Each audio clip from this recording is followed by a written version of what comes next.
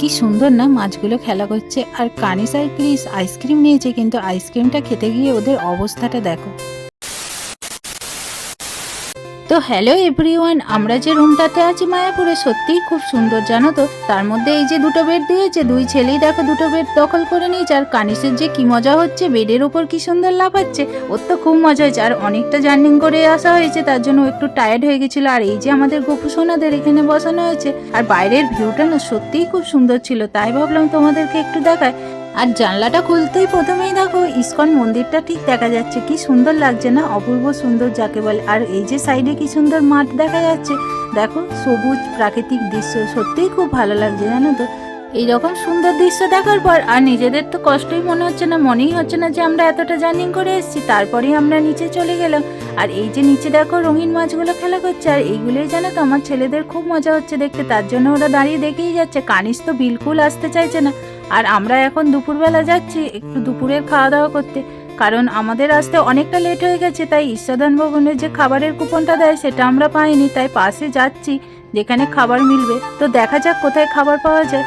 কিছুটা হেঁটে আসার পর তারপরে দেখি এখানে একটা শপিং মল আছে, এখানে থেকেও জানো তো অনেক কিছু সামান কেনা যাবে।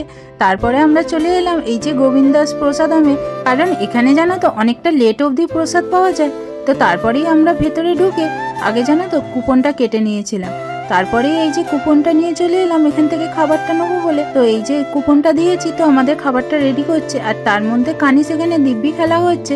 আর এই যে দেখো আমি খাবারটা নিয়ে আসছি, তো অনেক কিছু দিয়েছিল খাবার। আর তার মধ্যে আমরাও একটা জানো তো পনির মশলা দোসা অর্ডার করেছিলাম, তো মশলা দোসাটাও খুব সুন্দর ছিল, আর এই যে প্রসাদটাও খুব সুন্দর ছিল। তারপর খাওয়া দাওয়া করার পর ছেলেরা চলে এলো আইসক্রিম নিতে, তো এই যে আইসক্রিমগুলো নেওয়া হয়েছে। আর গরমের মধ্যে এই আইসক্রিমগুলোই খেতে খুব ভালো লাগবে। কি নিয়েছ?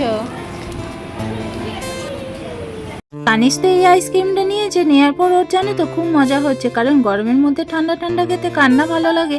আর ক্রিসও আইসক্রিম নেওয়ার পর দেখো ওর হালাতটা কি হয়েছে, কারণ ও যে চকলেট আইসক্রিমটা নিয়েছিল গরমের মধ্যে সব খুলে খুলে পড়ে যাচ্ছিল। আর তারপরে দেখছি কানিসেরও সেম হাল হয়েছে, কানিসেরও সব আইসক্রিম হাতেতেই খুলে খুলে পড়ে যাচ্ছে।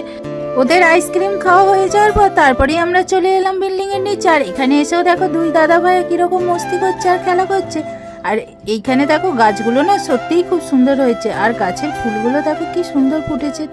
আমরা সবাই এখন রুমে চলে যাবো, কারণ দুপুরবেলাতে একটু রেস্ট করতেই হবে। চলো টাটা।